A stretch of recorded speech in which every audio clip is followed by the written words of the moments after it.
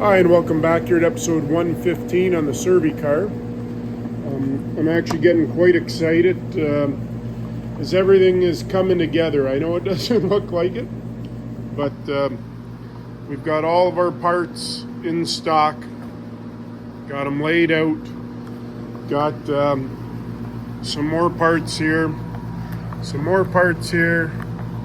I've got my beautiful set of original handlebars.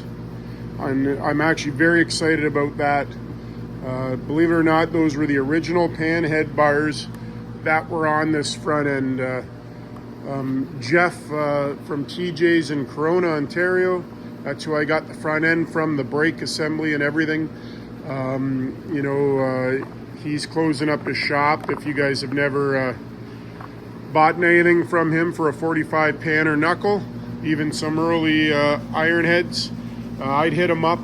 He's closing up shop just with the tariffs and the duty and everything going up. It's very hard to make a profit. So unfortunately, I wish I met him earlier in my career, but we've come pretty good friends now, and everything's working.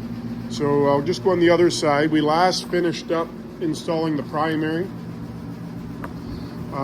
This is just sitting on here. This is just our clutch cable for our for our clutch. I just set it on there. I've got two of them. I got a black one, and then this one here that is not painted, obviously, as you see. So I just was trying to play around with that. I can actually pull that out and set it aside because I haven't actually installed that yet. So, but no, a lot of my parts I've got two of things. So, but yeah. So I got to take the primary cover back off. I got to fold our front two tabs over the front screws.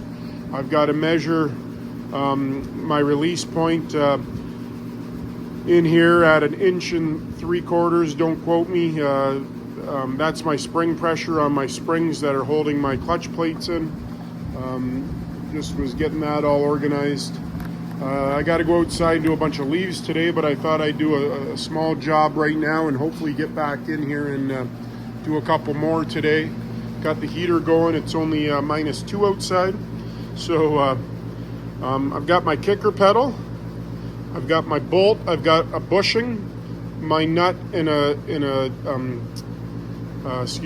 what's the word I'm looking for? A de-arched spring. So I'll see if I can hold that up so you guys can see it. See how it's kind of arched, kind of like the end of a skateboard or like a ramp. That's a de-arched spring. And so the bushing, our bushing right here, is going to go inside the pedal. So I'm going to get the camera set up and install this here, and then that'll be on there. Just a small job for right now, and then I got to go out and do some leaves. Like I say, I do have my electronic distributor. I've got my 12-volt generator. I wasn't going to go 12-volt, but only thing I got to change is my light bulbs because there's not much electronics on this, so I thought that's the way to go. I did find my engine mounting hardware kit. I had the bracket. I didn't know where I put the kit. This is my 45 table over here, and this is everywhere where I put all my 45 stuff. Hang it up, all new parts, Colony. There's my distributor. Another inner and outer primary. There's my seat pogo. And then in here, there's my speedo cable, my original wiring harness. So I got everything. I just slowly have to pull it out as I need. There's my other clutch bracket, black one there, that just would run the cable through. But yeah, we're getting there. Basically, once I get the rear end done, so we got the primary chain on, I gotta get the final drive chain on. Once I do that, I will remove this lift, probably put a couple jack stands. I'll pull the wheels back off. I'll put the keyways in and button them right up. And then my friend Kevin Badams is gonna come over and help me do all my brake lines and bleed the rear brake system. Mad Painter, hopefully not this week, I don't think he said, but next week he can come over and take a look at the box. I'll take the lights out. I'm going to take the bumper off. Probably buff the bumper. I got to take my nacelle off to put the bars on, so when I do that, I'll buff that out as well. I'll clean these up a bit. Probably leave the black as is. I'll clean the outside of the drum up. I do have a chrome drum plate for the inside. I haven't decided if I want to use it or not. There it is right there. A chrome drum, OEM original. But we'll decide that when we get to it. A few other pieces here that I got just sitting around. A generator cap. I got my Springer right here. And then getting a little bit more organized. Got some wires pulled out to extend the bars on the FXR. I pulled that out. Tried to get the matching colors, but I got them just a little tight to clamp them up. Sorry, a little tight to clamp them up, but I want to get gonna go from the front end back on this one. My friend Tom, we're hoping to get it done. He's got one of his other bikes up for sale right now, and then get them back on this one for next year. Maybe Laconia on it, and there was another guy in Laconia a couple years ago that had an FXR, an 87 FXR with a big dog SNS, so it'd be pretty neat to take this one down and see him, but nonetheless, so I'm going to get the camera set up over here, and then we'll go from there. Okay, thank you. So here we are, the kicker arm right off the side of the transmission here. Here's our kicker pedal. It does rotate, and it will pivot. So what I'm going to do is I'm going to put the bushing inside the kicker pedal. It slides in there now. It's a little bit of play. So now we're going to take our D-arch spring, and you'll notice that it's notched the same way that the pedal is. It might be a little tough to slide it in because it is D-arched, but that's okay. There we go. We've got it in there now. Then we put our bolt and our lock washer, so it goes bolt, lock washer. I may change this to chrome. I'm not a big fan of the chrome, as you guys know, but we'll get it figured out.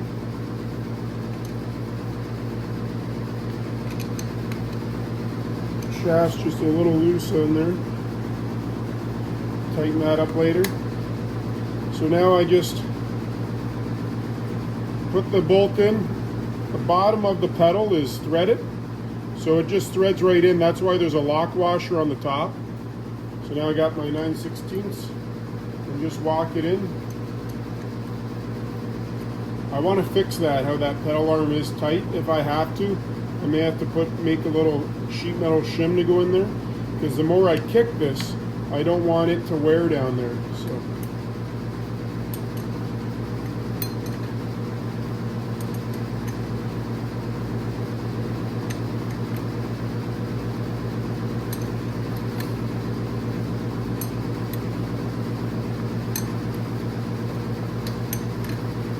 as you'll see, all you're going to see is a black bolt head, so I'm not really too worried about it because the arm's chrome. And like I say, it's got a lock washer on it. So there it is. So the kicker pedal doesn't go back any further. You can turn it like that, and you can turn it in so when you're riding, your leg doesn't hit it. You'll see some people, they may leave it out. Whatever you feel comfortable. So if I put it in gear, this is for our clutch, our foot pedal. The shifter for it's on the back side. But if I put it in gear and I kick it over, the primary on the other side should be turning.